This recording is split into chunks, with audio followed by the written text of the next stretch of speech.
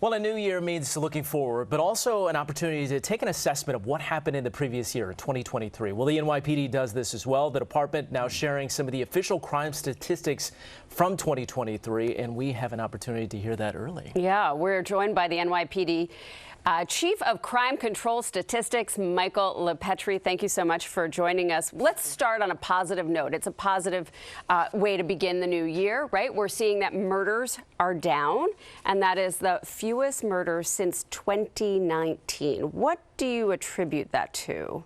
So we saw substantial progress in shooting violence this year.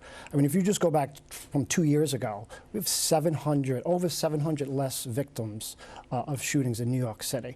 You know, every neighborhood's different. So we looked at it. You know, we're a data-driven organization, and we put a lot of officers on foot, field deployment, we call it, and it really substantially had a decrease in shooting violence. So you put more officers in neighborhoods on the street, and you feel like that equaled some of these lower stats that we're seeing? Correct, across New York City. And every geographic borough in New York City saw decreases in shooting violence this year. Well, that's the positive news, Chief, but let's talk about some room for improvement here, because we understand that felony assaults were up, grand larceny, talking about auto thefts, those were up. What's going on here? Because I know from 2022, the big concern was, and I don't know how much people talk about this enough, really, but it's a small group of people really committing a large number of the crimes. Are you still seeing that play out? What do you think is the reason there? Well, we know that certain crimes are recidivist driven. And what we've been doing is we've been talking to the district attorneys across New York City and saying the same thing. Very, very small percentage of criminals are the ones that continue to prey on New Yorkers. And those are the individuals that we want swift and certain consequences for. Sorry. When it comes to assaults, I think I've read from some of the people who analyze crime in the city, former officers themselves, and they attribute it to the mentally ill, that there are so many out and about in New York City, that they're not in hospitals or care centers, and there is a fear among New Yorkers and tourists alike that they will become a victim of an assault by somebody they don't know and had very little interaction, if any, with them. Yeah, we have seen an increase in what we call, like you said, stranger assaults. And, it's tough. Dealing with the mentally ill is a tough job. And, it just can't fall on the NYPD. Exactly. It can't fall on the NYPD. There's a lot of other agencies and services that need to help. When you do look at the increase in assaults in New York City, a lot of it is driven by assaults on police officers. So when you look at enforcement across New York City, the precision policing, it's substantially up. So more engagement with individuals, unfortunately, means more assaults on police officers. And last year I feel like there was a lot of conversation, and once we get people and we put them in the system, they get right back out. And we needed to start talking about how are we going to fix that so that people who are doing crime stay behind bars longer and aren't immediately on the street. I think I'm kind of like most people. All I know is what I see on the news. Can you tell me, have we made any progress on that at all? Are departments working well? Are all of our legal systems working well together? Are there areas we need improvement? We have seen improvement across the collaboration across the city with the district attorneys. And I think that is improving. And we do see, an uptick in serious criminals being incarcerated, and really, that's what it is. We're not talking about somebody who's down on their luck and maybe shoplifted something, or we're not talking about those individuals. We're talking about recidivists who again continue to commit crimes in New York City. The sort of felony assaults. That is correct. Felony assaults, grand larcenies of motor vehicles, retail theft, shoplifting.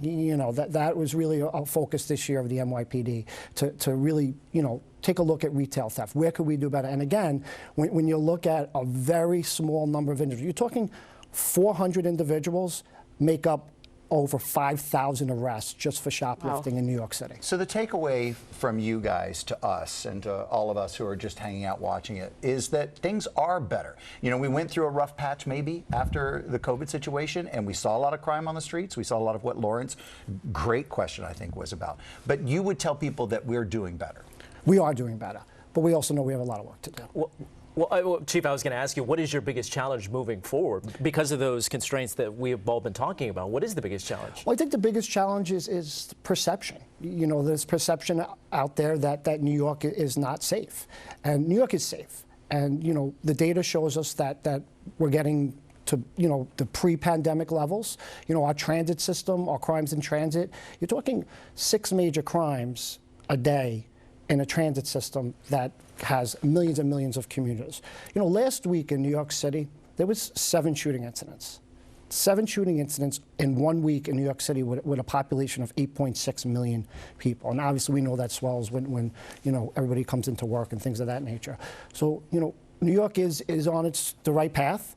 Again, we understand the perception and also the reality. You know, auto theft at some of its highest levels, felony assaults. We did see an increase in felony assaults. Yeah. But, you know, we're a relentless agency, and we're going to be out there for New Yorkers. And we like to have you guys come on and talk about it because we need to know if what we're feeling is real. And to your point of bringing down some areas of crime, murders, things like that, taking it down, that's great news. But to a lot of people who walk around and say, I just don't feel safe yet, there's still that high crime, you know, just a robbery crime and things like that. So there's a lot for us to work on. There is. And that was one of the main reasons why, in the beginning of the summer, we put not hundreds, thousands of extra foot officers in the neighborhoods across New York City. So they see that police officer out there and they feel that sense of being safe. Makes a difference to me when I see them, yeah. Yep. You like seeing. I do. Yes. And we think it has an impact on the number of people who are carrying guns. Well, the last 3 years, we've had the highest number of gun arrests in 25 years. You know, last year, over 4,300 people got arrested for being in possession of a firearm. And that's something else that we're leveraging the district attorneys on across the city. You carry an illegal weapon in New York City, there has to be consequences. Agreed. And when you look at who is carrying a weapon out there, a lot of these individuals are convicted felons, are gang members, are the individuals that will use it at any time. And those are the individuals that we're focused on. It's same with the auto thefts, too, because often those stolen cars are used to commit other crimes, from my understanding. Exactly. And that's what we saw. We saw robbery crews using stolen vehicles, stolen mopeds, cars with no plates, things of that nature. Is the issue with the stolen cars that you don't have enough officers to enforce to sort of investigate these chop shops where they're selling off the parts, the metal, the scrap? We have enough officers. You know, we look at everything. You know, where were these vehicles stolen from, number one? Where are they being dumped, we call, after they were stolen? Are they being used for other crimes? And it's a mixture of everything, to be honest with you. We did see robbery crews using these vehicles, things of that nature.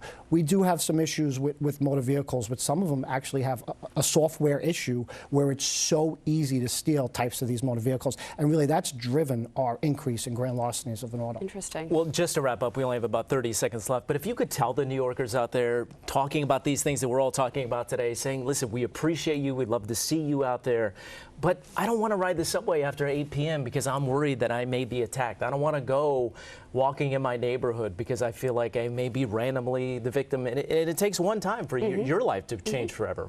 What do you want to tell those people listening right now? That we understand. We do understand that there's things in the city that are going on that are unacceptable. And like I said, we are going to continue to work with our law enforcement partners, city agencies, state agencies, whatever it is to make New Yorkers feel safe and suppress crime in New York City. Chief, thanks for coming on. Thank you. Appreciate you taking time Thank you just for the conversation. Yeah. Thank you.